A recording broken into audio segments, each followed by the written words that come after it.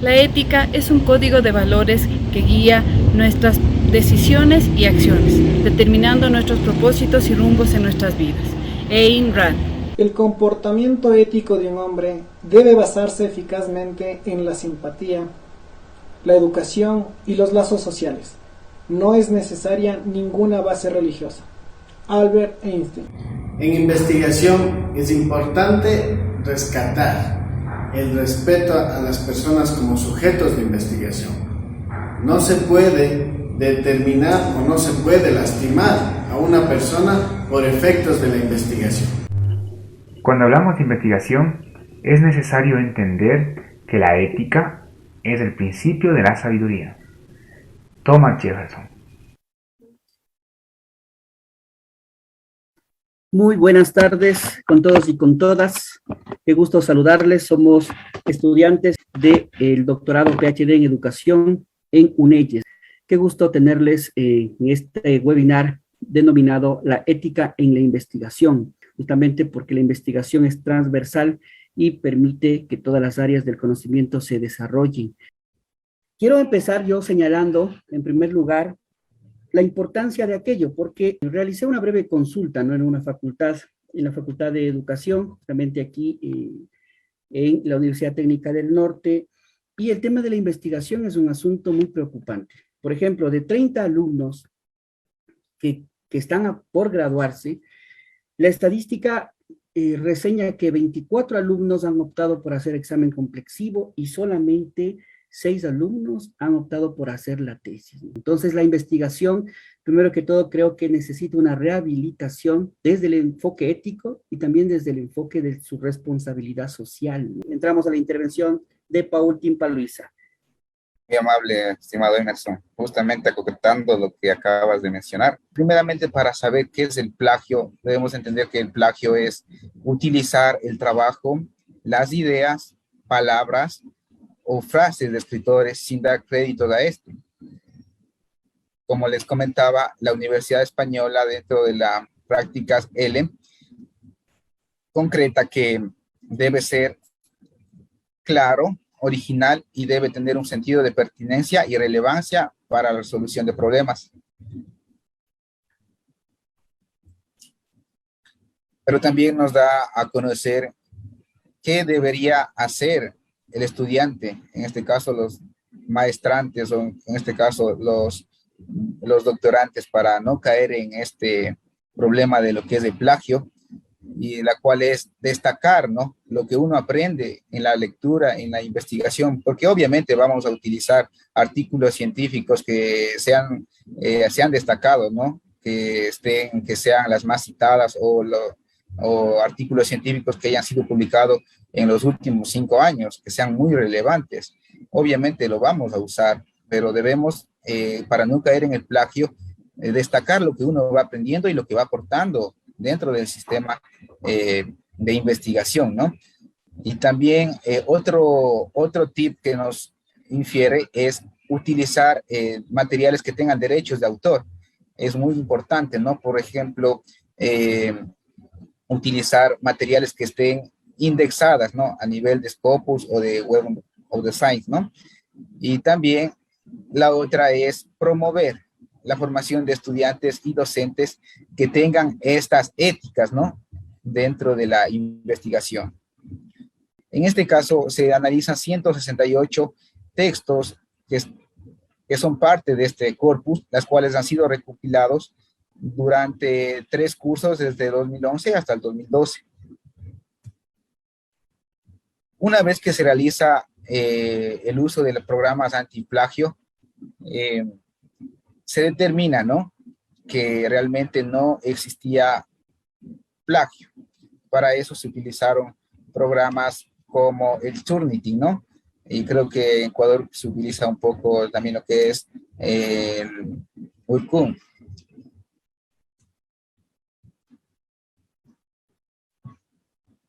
Como les comentaba, el hecho de citar, de referenciar, no nos garantiza que estemos haciendo una buena investigación, que estemos aplicando los éticos dentro de la investigación, ya que a veces caemos en el error, ¿no?, de redactar usando parafraseo. Cogemos la misma frase del autor, solamente cambiamos de palabras y lo hacemos como si fuese nuestro.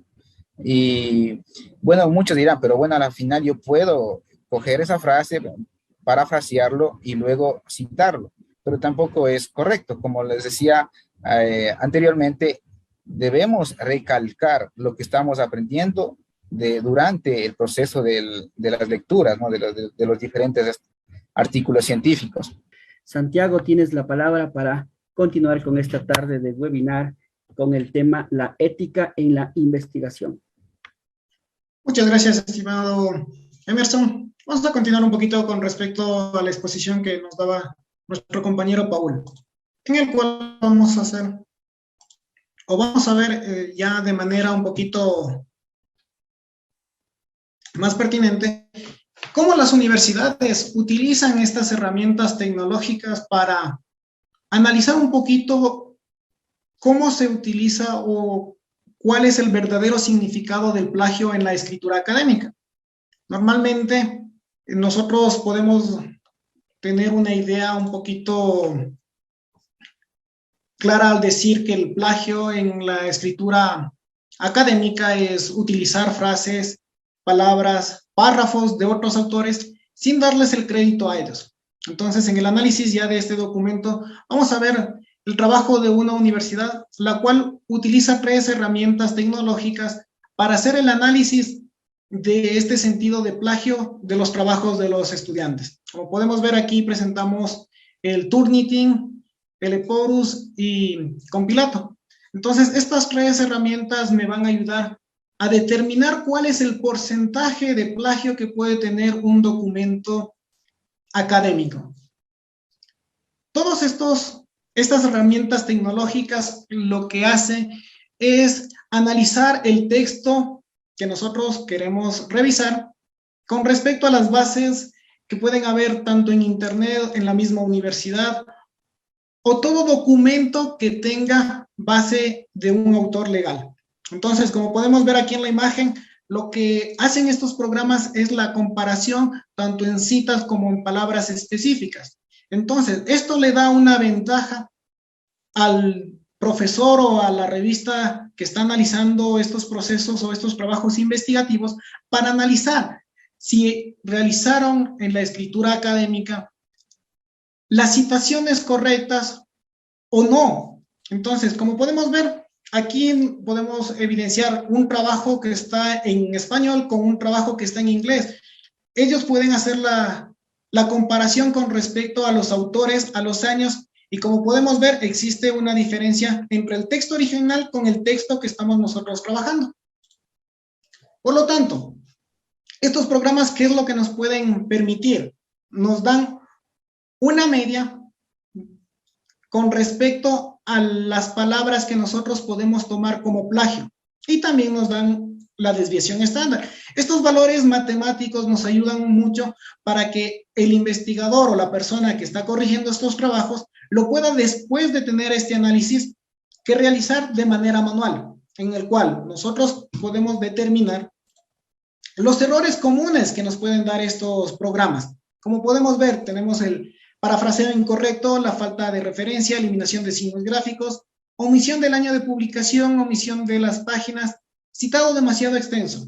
Entonces, estas herramientas facilitan a la persona que está corrigiendo estos trabajos después realizar su revisión manual, y es la persona la que da a conocer cuál es el porcentaje de plagio.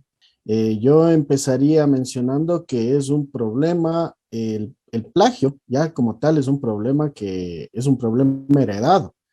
¿Heredado de dónde? Pues básicamente ya ustedes lo han graficado muy bien, en la educación básica, en la educación elemental, pues no estamos desarrollando, no se está desarrollando el tema de la lectura crítica.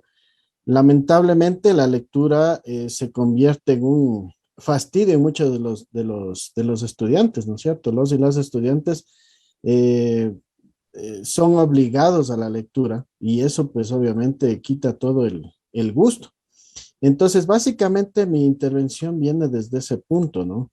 Viene desde ese punto de que el plagio en la educación superior podría iniciar básicamente desde el plagio de la escritura académica.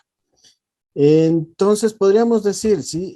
Citando, por ejemplo, Ochoa y Cueva en el 2014, a la copia literal o parafraseada de ideas de un autor sin dar el crédito correspondiente a un trabajo. Sí, eso es básicamente en la educación básica, en la educación de colegio, ¿qué es lo más factible? Inclusive, los docentes mismos aportan, ¿no?, esta idea a los estudiantes de mencionar de que hoy existe el Internet y que por tal motivo, ¿no es cierto?, podríamos nosotros copiar, pegar ciertas frases y hacer ciertos trabajos con base en este elemento, de acuerdo a lo que hemos copiado y pegado, llamémoslo así. Entonces, eso sugiere pues precisamente un tema de naturalización del plagio. Pero en este sentido, ¿sí? Ya podríamos mencionar que pues el plagio se puede definir como la apropiación de la producción intelectual de otra persona como si fuera propia. Y a tal punto está tan naturalizado, ¿sí?, de que no tiene nada de malo. Solo fue una frase, solo fueron algunas palabras. Emerson ya lo ha dicho anteriormente. Él o la docente, ¿no es cierto?, frente a los estudiantes menciona ciertas cosas y no aporta quién las dijo. En ese sentido, se siente que el profesor es el que se inventa o el que ha dado ese criterio, ¿sí? Luego pasaríamos, por ejemplo, a dar ciertas luces en este sentido sobre el tema de el concepto del plagio, ¿no es cierto? Cristina Amiama, ¿sí?, en el 2021, ella, basada en cuestionarios de Cebrián, Robles, Raposos, Rivas, Cebrián Cebrián de la Serna, ¿sí?, y Sarmiento Campos en el 2018, proponen ciertos elementos constitutivos del plagio. Basados en estos elementos, esta investigadora, Cristina Amiama, realiza un cuestionario, ¿sí? Realiza el cuestionario para saber si los trabajos en ese sentido, ¿no?, para poder entender desde este elemento, para poder entender si, por ejemplo, está tan naturalizada el plagio. O sea, ¿es un plagio consciente o es un plagio inconsciente? Porque esos son los dos elementos que se pueden tomar en consideración. Ya les menciono, vuelvo y repito, en la naturalización nosotros podemos decir solamente fue una frase, pero eso ya es plagio, es apropiarnos de una producción intelectual. Entregar trabajos realizados por otro u otra, ¿no es cierto?, que ya había sido entregado en cursos anteriores. ¿Cuántas veces inclusive a nosotros en nuestra época de estudiantes no nos pasó que por la falta de tiempo, por la falta de no sé, entendimiento de alguna de alguna materia, pues obviamente no tuvimos ¿cómo se podría decir? No tomamos, ¿no es cierto?, estas previsiones y pues usamos o alguien puede utilizar el trabajo de otra persona anteriormente. Copiar de páginas web fragmentos de textos y sin citar, pegarlos directamente en un documento en el cual hay una parte del texto escrita de uno mismo, ¿no es cierto? Entregarlo como trabajo de una asignatura. En ese sentido, por ejemplo, pegamos ciertas frases, aportamos ciertas situaciones, pero nunca se pone el tema, ¿ya? Vamos con esta situación, perdón, ¿qué pasó aquí? Ya, sí, bajar un trabajo completo del internet y entregarlo sin modificaciones como un trabajo propio. ¿Cuáles son los motivos? ¿Por qué se motiva una persona a plagiar? Sí, uno de los principales elementos que habíamos dicho anteriormente, en educación superior sobre todo, el mismo hecho de que yo no pueda o de que no tenga o no haya desarrollado la habilidad de la lectura crítica, ¿sí?, ha permitido que mis habilidades de escritura también sean limitadas. Entonces, eso es el primer motivo, ¿no es cierto? No tengo la habilidad o no tengo la inspiración adecuada para poder escribir. Segundo, al no tener esta lectura crítica, no puedo determinarlo, no puedo sacar, ¿sí?, ciertos elementos interesantes de las lecturas antes realizadas. Entonces, eso genera, por ejemplo, problemas al entender las directrices de los o las docentes, ¿sí? Quienes están a cargo de la asignatura nos mencionan hacer un ensayo argumentativo, descriptivo, sí, pero al no tener desarrollada esta habilidad, pues básicamente no puedo yo hacerlo, ¿sí? Entonces recurro al plagio para cumplir con la asignatura. Y uno de estos elementos me lleva a pensar sobre un dato interesante que viene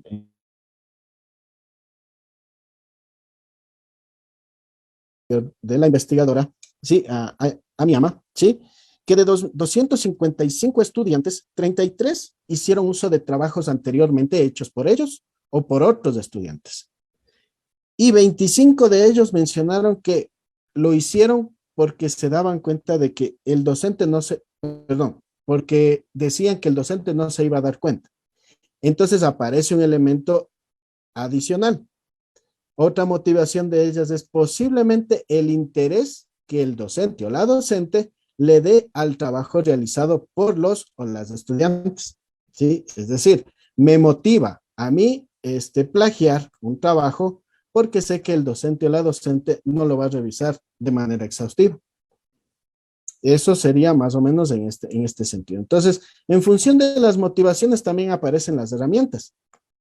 Y estas herramientas, como ya lo dijeron mis compañeros anteriormente, Santiago y Paul, son muy útiles para conocer cuáles son las similitudes que existen entre trabajo y trabajo. Urkun, Turnitin, Plagiarium, sí, son herramientas que tienen una gran base de datos mundial de todos los trabajos escritos, sí, académicamente. Por lo tanto, tienen la factibilidad de hacer estas comparaciones y encontrar estas similitudes. Es bien preocupante el tema esto de que de 33 estudiantes, 25 hayan dicho que recurren al plagio, pues precisamente porque saben que el docente no se va a dar cuenta. ¿Eso qué quiere decir?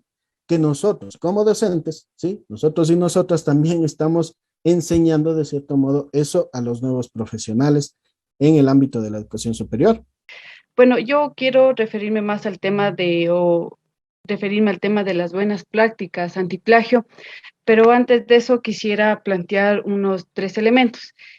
El primero, ¿no es cierto?, de que el tema del plagio como tal, varias investigaciones que han hecho en Europa y aquí en Latinoamérica, especialmente en Brasil y Argentina, muestra que el plagio, ¿no es cierto?, está en índices elevados, que hasta estudiantes de posgrado lo realizan y que es un problema a nivel mundial como tal. Como planteaba Edwin, ¿no? También muestran que existen varios motivos, entre ellos estaba el tema de que, bueno, más en el caso superior, ¿no? De que era por falta de tiempo, por mucha presión académica. Otros planteaban el tema del desconocimiento a la investigación como tal. Y bueno, y justo, ¿no? Como tú lo planteabas, el tema de este tema, el tema de la ética en la investigación educativa, también está en función, ¿no es cierto? O el tema de que vamos a utilizar herramientas tecnológicas al investigar. Bueno, yo les planteo eso, ¿por qué, compañeros? Porque estas herramientas tecnológicas que ahora existen, ¿no es cierto? Gracias a estas herramientas tecnológicas aumentó el número de investigaciones que dio como resultado lo que les comento, que a nivel mundial hay altos niveles de plagio, etcétera, etcétera. Pero no es cierto, también entre los motivos que mostraban estas investigaciones, plantearon de que había 2 problemas fundamentales que yo pude observar. El primero era que existía un problema de que los jóvenes o los estudiantes no tenían competencias de redacción, no tenían competencias de lectura como tal, no tenían estas habilidades porque desde los niveles básicos no eran desarrolladas. Para ello, bueno, yo quiero mostrarles, son solo algunos elementos. Parte de las buenas prácticas antiplagio, podemos ver los tipos de plagio. Muchos de ustedes deben conocer ya, y en buena hora si no lo conocieran, el tema ahí, el plagio de la clonación o el plagio literal, que es el conocido como copia y paste, donde nosotros copiamos palabra por palabra sin citar al autor o el año o el libro. Tenemos el mosaico, ¿no es cierto?, que también llamado estilo collage, donde buscamos diferentes textos y los ponemos en un solo párrafo. Tenemos el conocido, acá tenemos otra variación como el estilo collage, que es el estilo remix, que es el por parafraseo no citado con emisión de la cita, en donde en vez de tener varias fuentes, ¿no? Y copiar textualmente de esas fuentes, hacemos parafraseo de esas distintas fuentes. Entonces, también tenemos el tema de la búsqueda y reemplazo o cambio, en donde allí el joven, ¿no es cierto?, o la persona coge y solo le cambia unas palabras, se mantiene la idea principal del autor, que cuando se lo pasa por el software, ¿no es cierto?, antiplagio, uno resaltan las palabras del texto original y solo quedan sin resaltar las que se han cambiado, pero ahí se puede eso visualizar. Y el propio autoplagio, ¿no es cierto?, o el reciclaje propio, cuando nosotros realizamos investigaciones anteriores, ¿no es cierto?, volvemos a utilizar esos resultados, pero sin citarnos a nosotros mismos. Entonces, como les decía, esos son los tipos de plagio que, bueno, entre los más conocidos. Y, ¿no es cierto, compañeros? También ahora, parte, ¿no es cierto?, de que tengamos unas buenas prácticas, está el tema de conocer cómo nosotros estamos plagiando a veces inconscientemente o hemos desarrollado esos tipos de plagio, ¿no es cierto? Pero también y que ahora existe mucho software. Quiero agradecerte, Paul Quimpa Luisa, Santiago Armas, Lady Morales, Edwin Castelo Vinuesa. Muchas gracias por compartir y bueno, tarea cumplida. Hasta pronto. Gracias. Hasta pronto. Muchas gracias.